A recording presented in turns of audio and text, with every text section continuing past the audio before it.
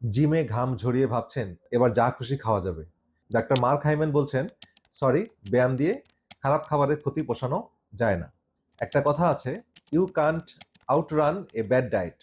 মানে যত দৌড়ান না কেন, প্লেটে যদি গন্ডগোল থাকে তাহলে শরীর হারবেই। চলেন দেখি কেন। এক হচ্ছে, সমস্যাটা শুধু ক্যালোরির না, চিনি আর ময়দা শরীরে যা ঘটায়, মানে ইনসুলিন বাড়ায়, প্রদাহ তৈরি করে, হরমোন এলোমেলো করে দেয়, সেটা 1 ঘন্টা ট্রেডমিলের দৌড়ে এই সমস্যা থেকে বাঁচা যাবে না। দুই হচ্ছে, হিসাবটা আপনার বিপক্ষে। একটা 15 মিনিটে খাওয়া মিষ্টি পানীয়ের ক্যালোরি পোড়াতে হয়তো ঘন্টার পর ঘন্টা ব্যায়াম লাগবে, কিন্তু সেই চিনির ভেতরের ক্ষতিটা ক্যালোরির বাইরের ব্যাপার।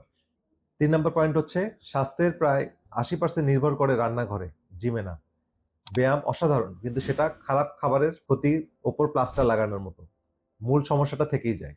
তার মানে ব্যায়াম বাদ দিন সেটা আমি বলছি না, বরং দুটোই লাগবে, কিন্তু ভিত্তিটা সবসময় হবে আপনার খাবার। আগে প্লেট ঠিক করুন, তারপর জিম। আপনি কি ব্যায়াম করেছি এখন খেয়ে নেই এই দলে? সৎ কমেন্ট করুন, আমি কমেন্টগুলো দেখব। আর পরের পর্বের জন্য পেজটি ফলো করে রাখুন।